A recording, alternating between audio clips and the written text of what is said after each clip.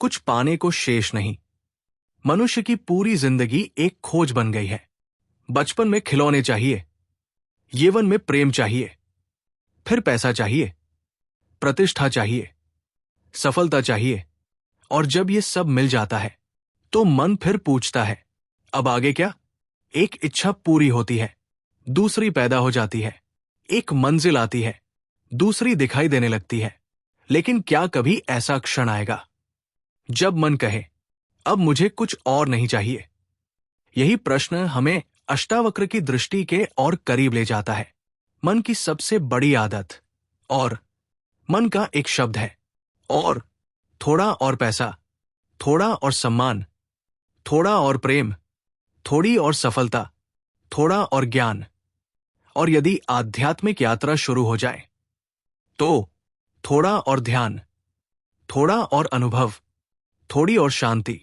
ये और कभी खत्म नहीं होता, क्योंकि मन वस्तु नहीं खोज रहा, मन पूर्णता खोज रहा है। क्या तुम सच में अधूरे हो? एक क्षण रुककर अपने आप से पूछो, अगर मुझे अभी कुछ भी हासिल न करना पड़े तो क्या मैं फिर भी मौजूद हूं? उत्तर है हां, तुम मौजूद हो। तुम्हें अस्तित्व में बने रहने के लिए हर क्षण कुछ हासिल करने की जरूरत नहीं। सांस चल रही है, चेतना अनुभव कर रही है, जीवन घट रहा है।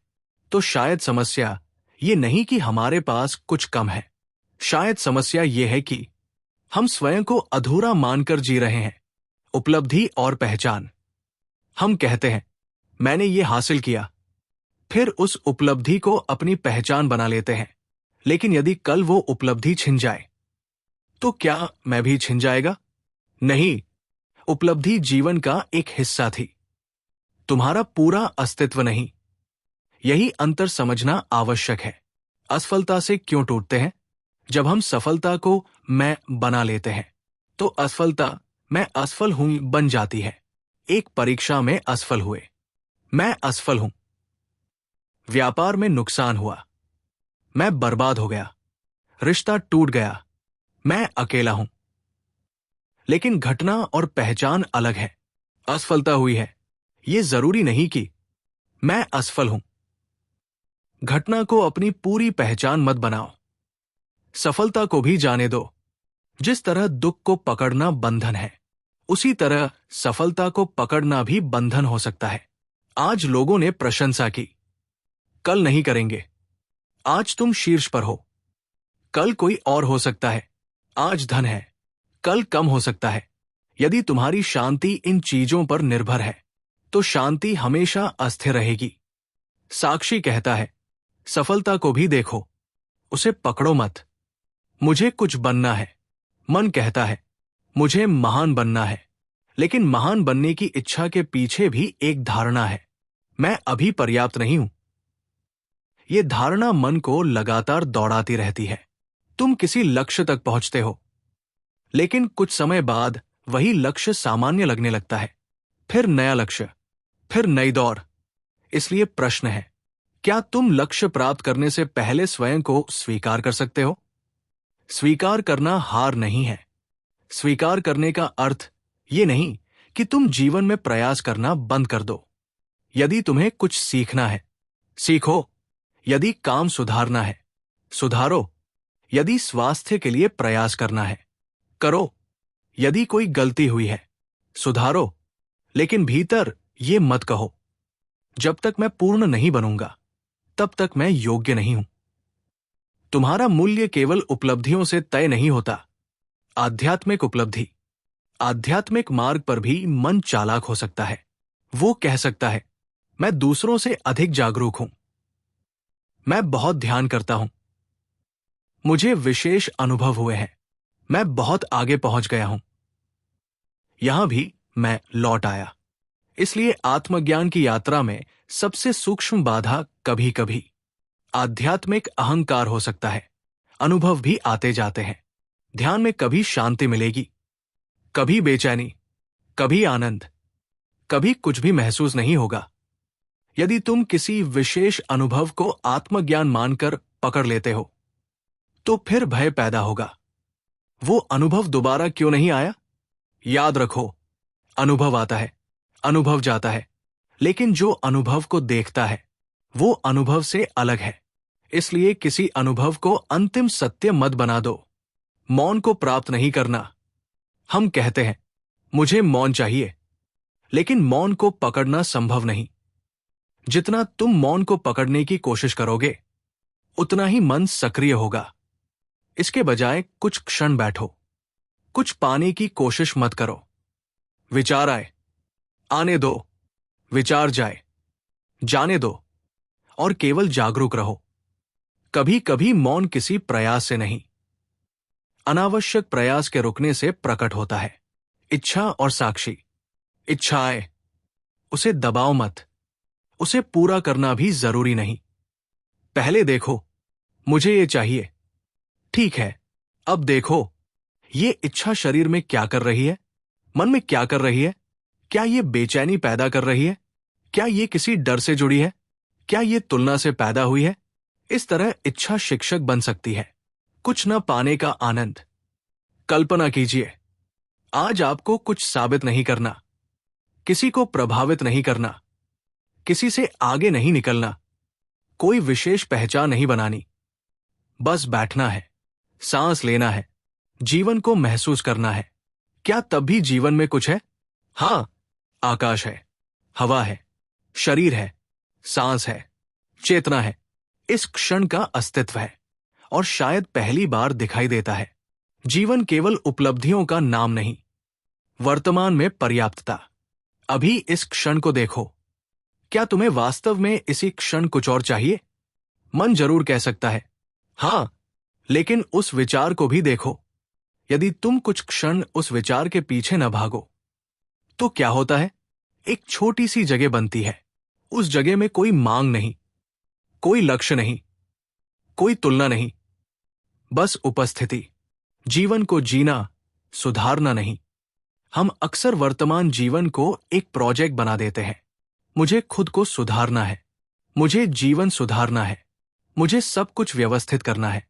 लेकिन जीवन कोई मशीन नहीं जिसे पूरी तरह परफेक्ट किया जा सके। कुछ चीजें सुंदर होंगी, कुछ कठिन, कुछ हमारे अनुसार होंगी, कुछ हमारे विरुद्ध। जीवन को समझने का अर्थ ये नहीं कि सब कुछ परफेक्ट हो जाए, बल्कि अपूर्णता के बीच भी जागरूक रहना, नियंत्रण छोड़ना। मन हर चीज को नियंत्रित करना चाहता है।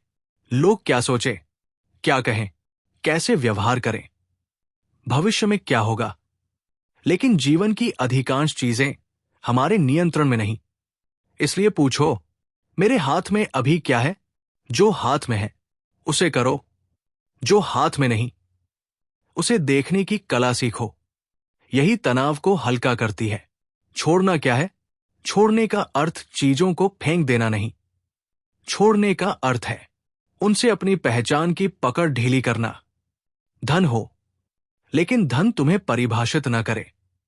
रिश्ता हो, लेकिन रिश्ता तुम्हारे अस्तित्व का एकमात्र आधार न हो। सफलता हो, लेकिन सफलता के बिना तुम स्वयं को शून्य न समझो। यही वास्तविक त्याग है। साक्षी में विश्राम। जब पाने की दौड़ थोड़ी शांत होती है तो मन को पहली बार आराम मिलता है। तुम्हें कुछ बनने की जरूरत नहीं, कुछ साबित करने की जरूरत नहीं, कुछ पकड़ने की जरूरत नहीं, कुछ भगाने की जरूरत नहीं। तुम बस देखते हो। सांस आती है, सांस जाती है, विचार आते हैं, विचार जाते हैं, भावनाएं आती हैं, भावनाएं जाती हैं, और तुम देखते रहते हो।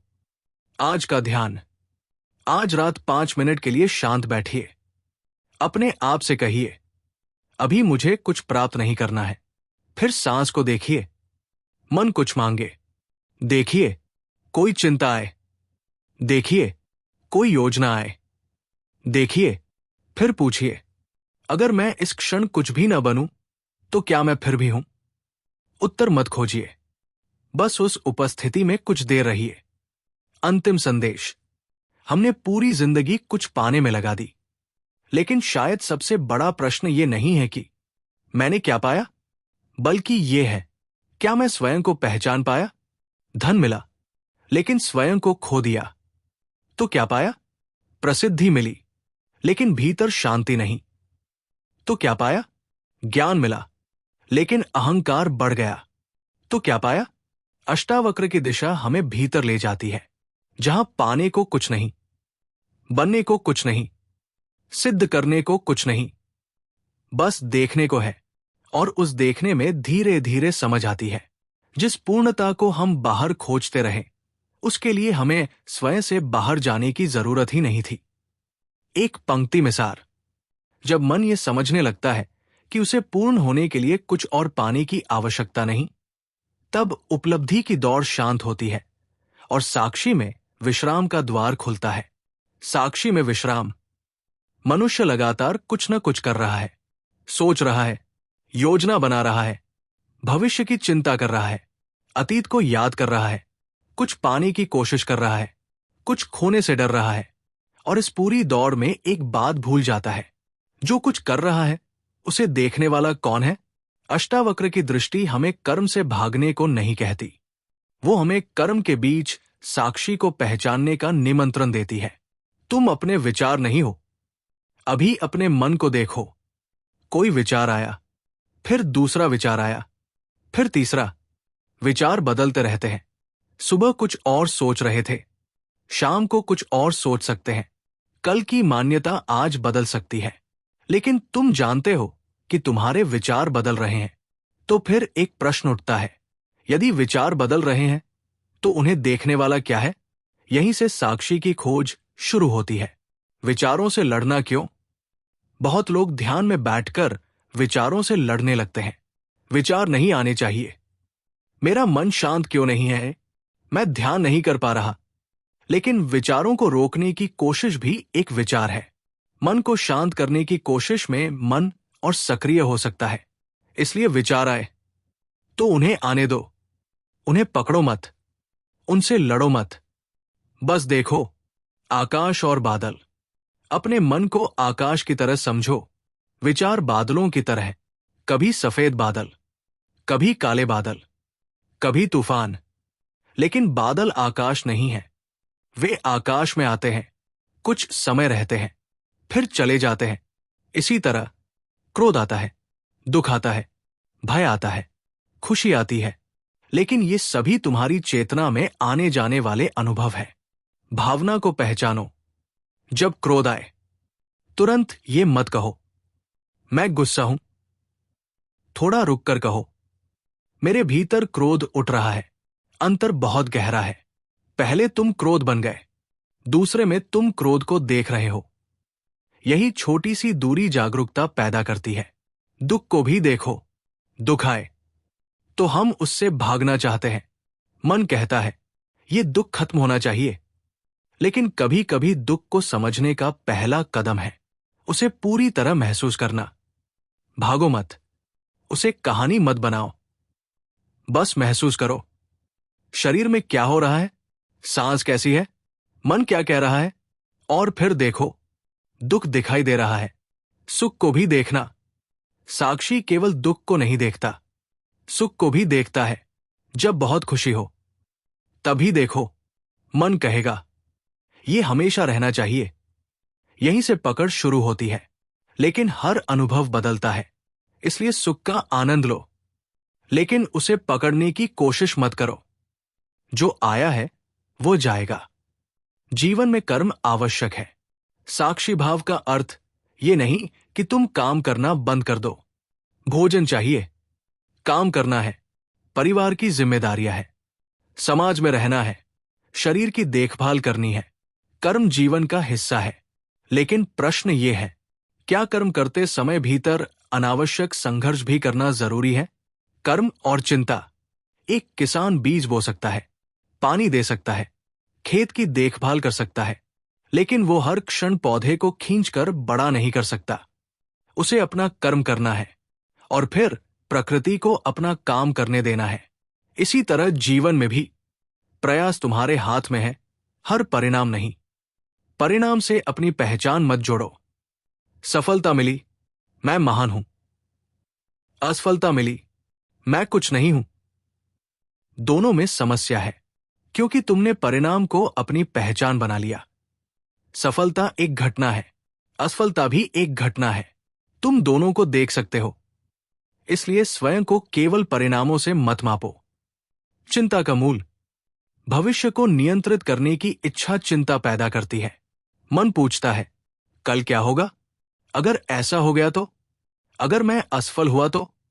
अगर सब कुछ खराब हो गया तो? भविष्य अभी आया नहीं, लेकिन मन उसकी कल्पना करके आज को परेशान कर रहा है।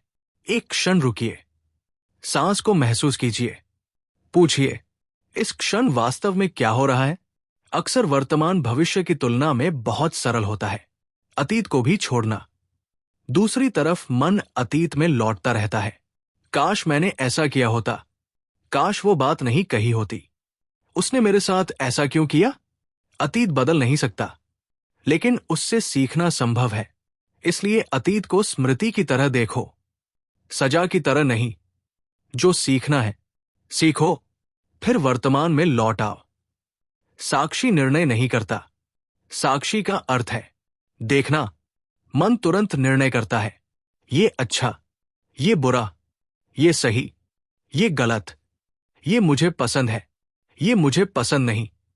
साक्षी पहले देखता है, फिर यदि आवश्यक हो बुद्धि निर्णय ले सकती है। इसलिए जागरूकता निष्क्रियता नहीं, बल्कि स्पष्टता है। भीतर एक शांत स्थान।